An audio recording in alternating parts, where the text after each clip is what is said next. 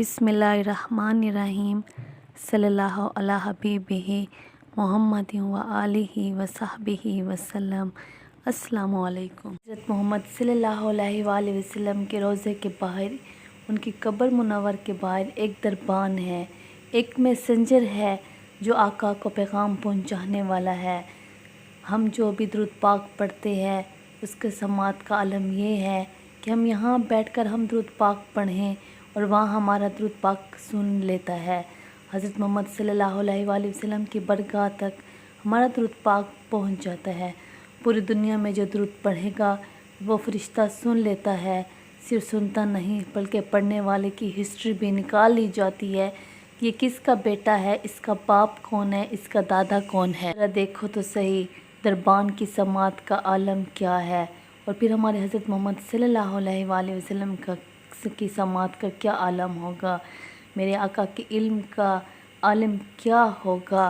तो अगर आज आशिक़-ए रसूल सल्लल्लाहु अलैहि वसल्लम झूम झूम कर सलातो सलाम ने मेरे रज़ा का ये शेर पढ़ते हैं तो क्या गलत करते हैं कि दूर और नज़दीक के सुनने वाले वो कान, दूर और नज़दीक के सुनने वाले वो कान, लाल करामत लाखों सलाम। तो ये हदीस पाक से पता चल रहा है कि जब दरबान मुस्तफ़ा सबकी आवाज़ें सुन लेता है, वो सबके दरूद को सुन लेता है, तो मेरे आका क्यों ना समात फरमाएंगे। बस दिल से पुकारना है, फरियाद करना है, बस दिल से पुकारने की देर है।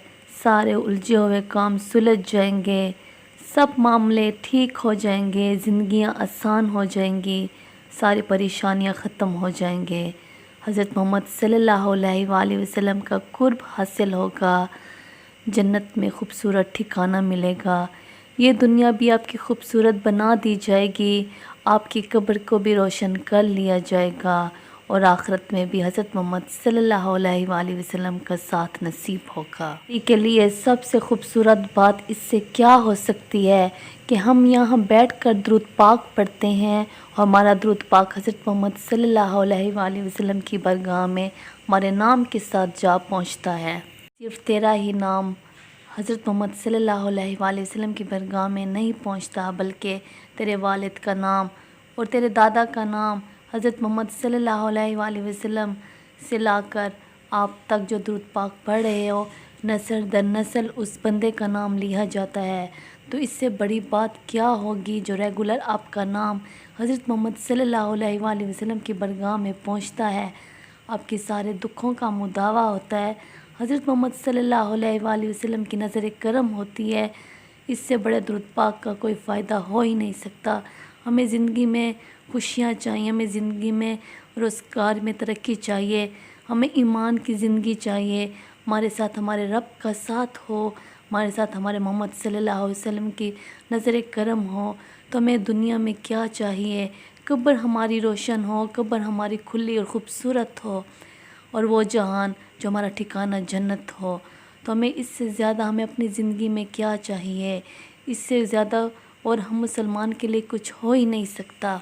बस दुरूद पाक पढ़कर अपनी ज़िंदगी को खूबसूरत बनाएं, अपनी ज़िंदगी को रोशन करें, ख़ुद को जंजालों से परेशानियों से निकालें।